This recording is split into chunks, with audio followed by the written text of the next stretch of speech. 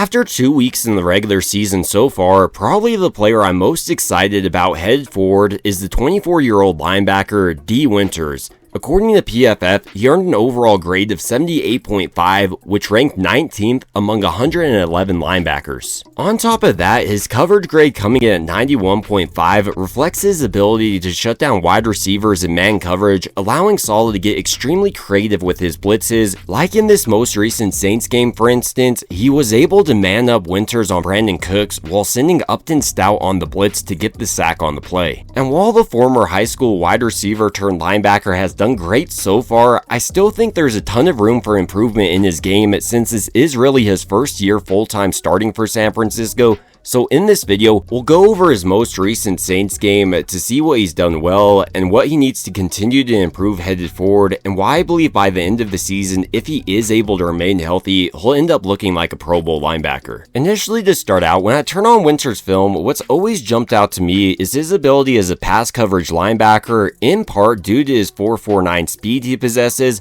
but also just how great he is at recognizing the offensive play. To really illustrate this point, on this play, Robert Saleh is calling a cover 3 buzz look, which has Jason Pinnock coming down to the hook curl zone. So rather than being in that traditional zone in cover 3, Winters now is responsible for, yes, a hook curl zone, but also the flats here.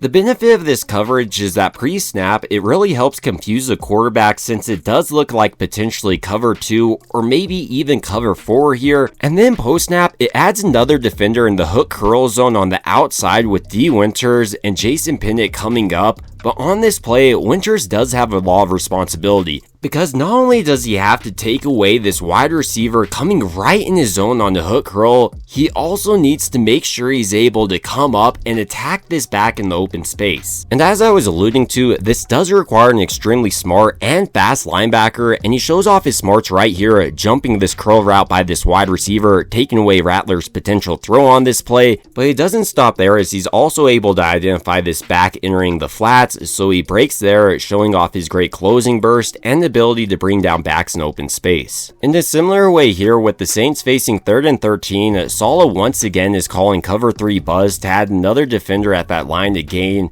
And once again, Winters is playing this to perfection. He drops to the line to gain, and seeing this wide receiver coming over the middle on a drag pattern, he identifies it, and without hesitation, he plays with his hair on fire and destroys his wide receiver in the open space, really energizing this entire defense. And honestly, Winters' ability to come up and attack these flats is probably my favorite part about his coverage game, because often you'll see quarterbacks just try to attack these flats throughout the game and pick up 3 or 4 every single time, but with Winters, every yard is truly gained. To really illustrate this point, here once again on 3rd down, Saleh is showing like he's coming on the full all-out blitz, but then is dropping into zone coverage, with Winters responsible for Kamara coming across the middle. But because Winters is able to quickly identify this and stay in Kamara's hip pocket, he makes the tackle right before the first down marker. Outside of Winters' ability in zone coverage, his ability in man coverage allows Saleh to get extremely creative on the blitzes he can call. On this play, for instance, Winters is actually manned up on Brandon Cooks, while Jason Pinnock, the safety, comes on the blitz. And on this play, 10 isn't just running a little curl pattern, but right here, Spencer Rattler might want to be tempted to go Winters' direction, with Brandon Cooks running a will pattern.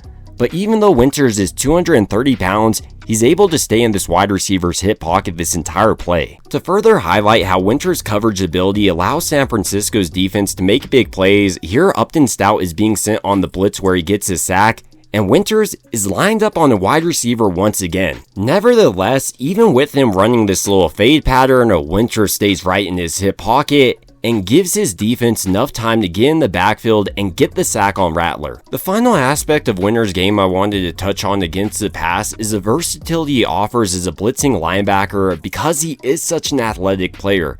To illustrate this point, on this play, Saleh does a great job of creating a clear running lane for Winters by sending Fred Warner on the blitz, as well as having Huff loop over like he's running a stunt before dropping into coverage himself, and you also have Bosa slanting to the outside and this defensive tackle slanting to the outside, leaving Winters one-on-one with Kamara. And like we've seen this entire season so far, if left one-on-one with the back, often Winters will be the player to win. And here, I like how he comes through on this rip move to really beat Kamara's block, and then he's putting pressure on Rattler, ultimately forcing the errant throw in my opinion. Outside of his pass coverage, Winters also showed dominance in the running game. Specifically, he did a much better job of taking on blocks compared to his first couple of years in the league. To really illustrate this point, on this play, Winters is lined up on the line of scrimmage being sent on a blitz by Robert Saleh, but nevertheless, he's able to identify this running play, working his way through this tight end and fullback's block on his way to make the tackle on this play for only a 2-yard gain. Because Winters did add size and strength this offseason, he's also much better at attacking offensive linemen. Like here, he violently attacks 78's block, then sheds it, identifying where Kamara is going and brings him down for a 5-yard gain. I also like how Winters isn't always looking to attack the block if not necessary. Like here, going against this tight end, he just sidesteps him because of his athleticism, then quickly closes on this play, helping bring down this back for only a 2-yard gain. The final aspect of Dee Winters' run game I wanted to touch on before moving on to the areas he needs to continue to improve is his athleticism and how it allows him to make up for weaknesses in his game or areas in which he's wrong. On this play, for example, he's once again lined up on the line of scrimmage being sent on a blitz, so he does have outside contain, but here he reads like this back is getting the ball, but he's wrong. Nevertheless though, once he does recognize this, because he is a quick player, he's able to come over the top, and while not able to stop the first down on this play, he does stop the much bigger play. With all these positives to the 24-year-old linebacker's game though, there are some areas he needs to continue to improve to take the next step as a linebacker, with probably the most notable in my opinion just balancing his aggression and being a little bit more conservative. Sometimes he can break down better or not hit a quarterback going out of bounds. Winters will also have to prove he can consistently shed offensive linemen's blocks, as he did struggle with that during his first couple of years in the league. Probably the biggest thing for Winters though throughout the rest of the season is just his health. If he is going to remain healthy for the remainder of the season, I honestly think he can develop into an all-pro linebacker under the tutelage of not only Robert Saleh but Johnny Hollins, who helped develop Fred Warner. I mean, when you're looking at him as a player, he's almost built for San Francisco's defense. He's not only able to cover wide receivers, but he's also an extremely aggressive linebacker with the ability to play sideline to sideline. But ultimately, these are just some of my thoughts on San Francisco's linebacker that's the 3rd highest linebacker in his coverage grade across the National Football League, and I'd like to hear your thoughts down below. Do you think he'll end up being San Francisco's next dominant linebacker in a similar way Dre Greenlaw was for this team? Or do you think San Francisco's 2023 6th-round pick out of TCU will struggle to develop and never be able to reach his full potential? It would also mean a ton to me if you did enjoy this video. If you could go ahead and like and subscribe, it truly helps out the channel a ton. And as always, I hope you guys have a great rest of your day.